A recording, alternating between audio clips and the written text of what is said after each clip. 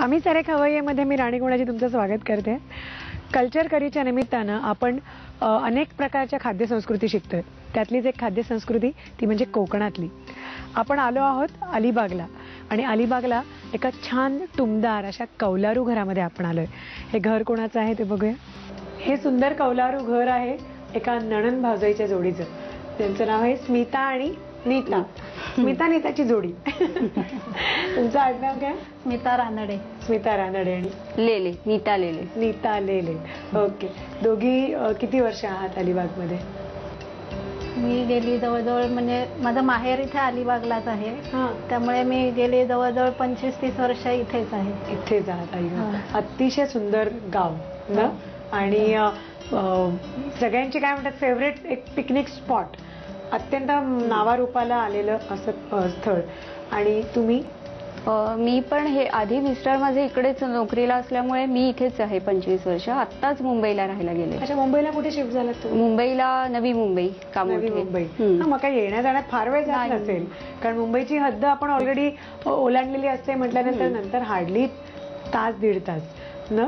किंवा तुम्हाला जर अलिबागला यायचं असेल तर हल्ली म्हणजे पहिल्यापासून सुद्धा बोटी पण होत्याच. हो ना. हॉवरक्राफ्टने पटकन तासाभरात आपण इथे रेवसला किंवा मांडव्याला पोचतो.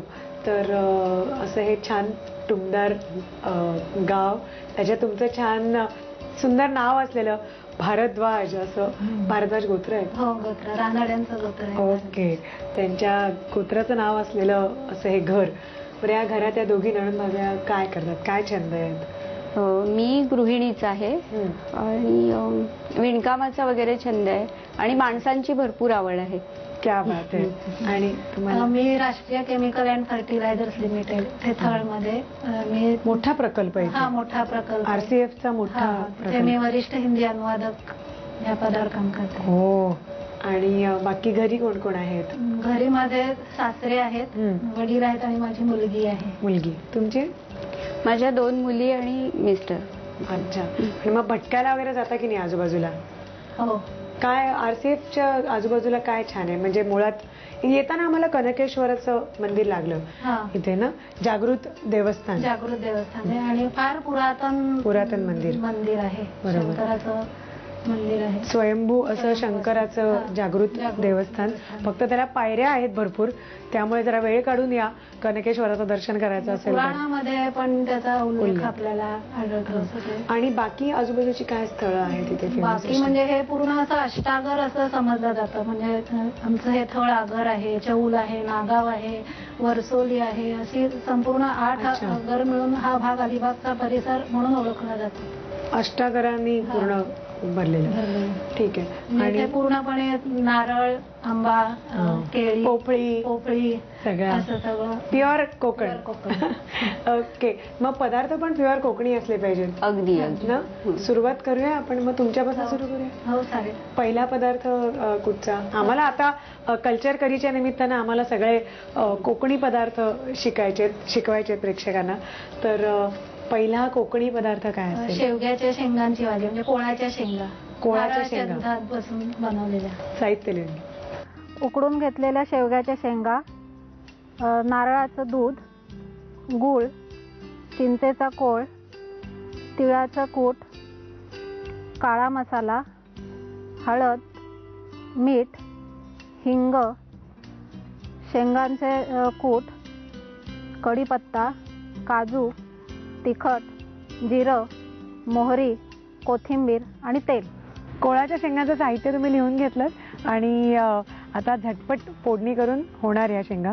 पण शेंगा वाफवून घेतलेल्या? शेंगा वाफवून घेतल्या. ओके. छान मिळाल्या पण भरलेल्या गच्च. तर आता आधी काय फोडणी? आधी आपण आता फोडणी करून घेऊया.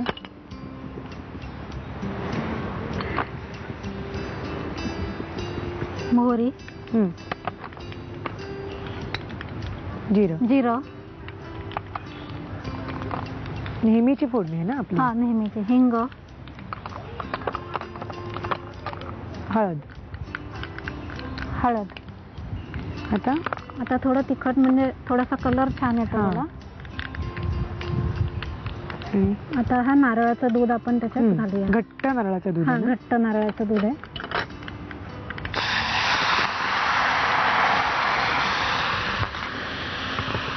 नारळाचं दूध घेतले की त्याचं नारळ असं तोंडात लागणार नाही. छान पातळ आमटी मिळेल है ना. गुळ घालूया, साधारण 1 वाटीभर गुळ आहे. अच्छा, एवढा लागेल? एवढा लागतो. हो, तर चिंचेचा कोळ आहे ना आपला, त्यामुळे आंबटपणा चांगला येणार. तर चिंचेचा कोळ. आणि मुळात हा स्वयंपाक गोडसरच थोडासा असतो त्याच्यामुळे ना. हे थोडं तीळ आहे, तिळकूट थोडं.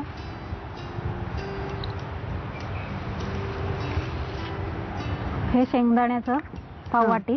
ओके. काळा मसाला. हा आपला घरचा नेहमीचा गोडा मसाला. आपला गोडा मसाला. पाणी घालायचं. हा, मीठ घालते थोडं.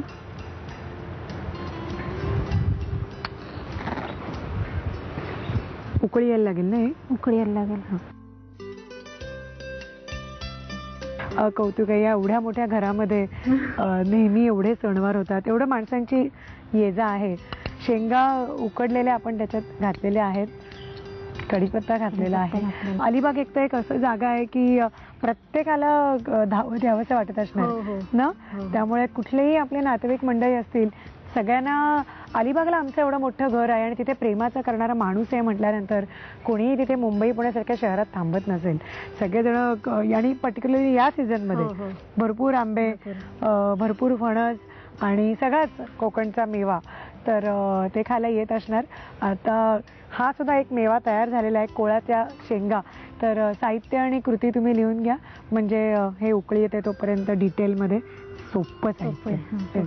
शेवग्याच्या शेंगांची भाजी बनवण्यासाठी लागणारं साहित्य: उकडून घेतलेल्या शेवग्याच्या शेंगा, नारळाचं दूध, गूळ, चिंचेचा कोळ, तिळाचं कूट, काळा मसाला, हळद, मीठ, हिंग, दाण्याचं कूट, कढीपत्ता, काजू, तिखट, जिरं, मोहरी, कोथिंबीर आणि तेल. कृती: प्रथम कढईमध्ये तेल गरम करून त्यामध्ये मोहरी, जिरं, हिंग, हळद, तिखट, त्यामध्ये घट्ट नारळाचं दूध, गूळ, चिंचेचा कोळ, तिळकूट, शेंगदाण्याचा कूट, काळा मसाला आणि मीठ घालून मिश्रण उकळवून घ्यावं. त्यामध्ये उकडलेल्या शेवग्याच्या शेंगांचे तुकडे आणि कोथिंबीर घालून भाजी शिजवून घ्यावी.